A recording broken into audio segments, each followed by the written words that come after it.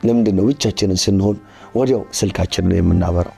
ለምንድነው ቤቱ ጸጥ ሲል ቴሌቪዥን ወይ ሙዚቃ የምንከፍተው? ምክንያቱም ዝምታ ሲኖር ከራሳችን ጋር እንገናኛለን። ዝምታ ሲኖር የውስጥ ጩኸታችን ይሰማናል። ህሊናችን ያናገረናል፣ ባዶነታችን ይታየናል። ያንን ባዶነት ለመሸሽ ያንን የህሊና ክስ ለማድበስበስ ጩኸት እንፈልጋለን። ወዳጆቼ ዛሬ በኪሳችን ባለው ስልክ ምክንያት ዝምታ የሚባል ነገር ከምድር ላይ ጠፍቷል። እናስተውል። መታጠቢያ ቤት ስንገባ ስልክ አለ። ምግብ ስንበላ ስልክ አለ። መንገድ ስንሄድ ኤርፎን ጆሮአችን ላይ ነው።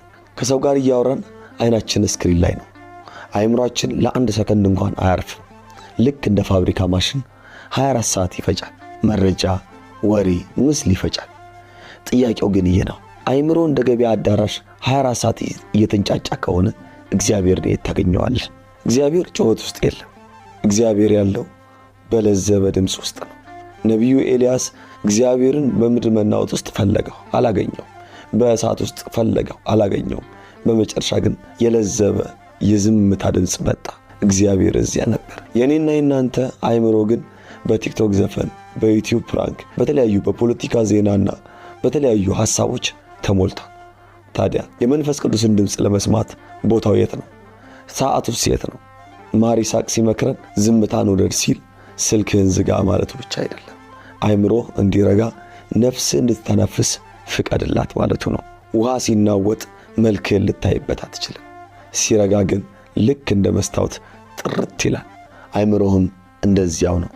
በመረጃ ማዕበል እስካለ ማንነትህን አታውቀውም። ስለዚህ የመጀመሪያው ትምህርት ወደ ራስ መመለስ የሚጀምረው ጩኸትን በመቀነስ ነው። ሁለተኛ ሊቁ ቅዱስ ዮሐንስ አፈወርቅ እንዲህ ይላል። አይምሮን ከአንድ ትልቅ ነገር ጋር ያመሳስለዋል፣ ከመርከብ ጋር። አይምሮ እንደ መርከብ ነው። መሪው ካልጠነከረ ማዕበሉ ወደ ፈለገበት ይወስደዋል። ይህ ንግግር ለዚህ ዘመን የተጻፈ ይመስላል። እስቲ ያስቡት። መርከብ በባህር ላይ ነው። ባህሩ ማዕበል አለው፣ ነፋስ አለው።